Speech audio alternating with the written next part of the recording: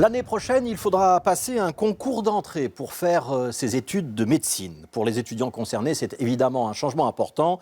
Et pour tous ceux qui suivent ce dossier de l'extérieur, c'est surtout la fin d'un long conflit communautaire qui remonte aux années 90. Aujourd'hui, il y a un examen quand on veut faire médecine. Ce n'est pas un concours. Ça veut dire que le nombre de places n'est pas strictement limité.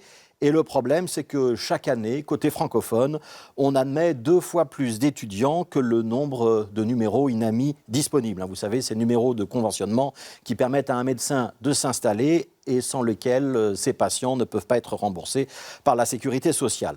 Côté flamand, depuis le milieu des années 90, on a une gestion plus stricte de la question.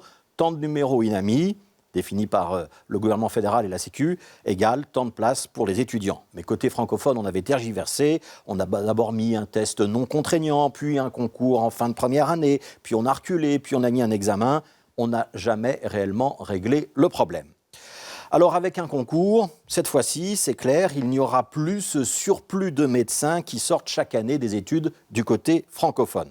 En soi, ça n'a rien de révolutionnaire, la Flandre le fait depuis 25 ans, et en France aussi, il y a un concours d'entrée à l'entrée des écoles de médecine.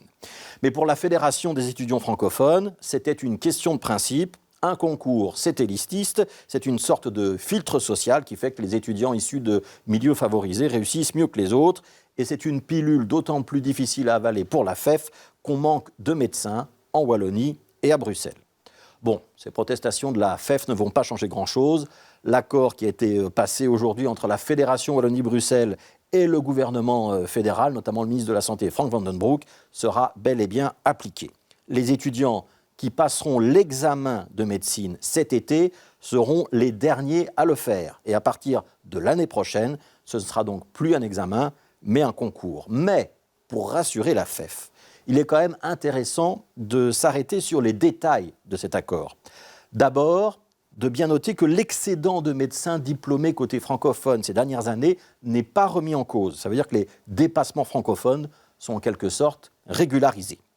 Ensuite et surtout, cet accord permet de revoir le nombre de numéros INAMI à la hausse. Il y aura une trentaine de numéros en plus pour pallier au nombre insuffisant de médecins.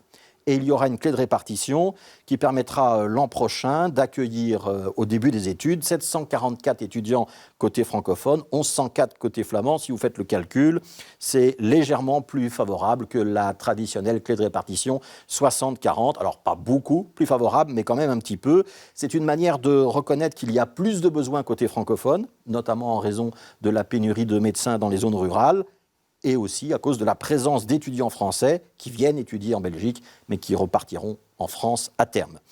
C'est surtout, et c'est ça qu'on va retenir, la preuve que les vieux problèmes communautaires, qui semblent insolubles, si on veut vraiment les résoudre, avec un minimum d'écoute et de souplesse, on finit par y arriver.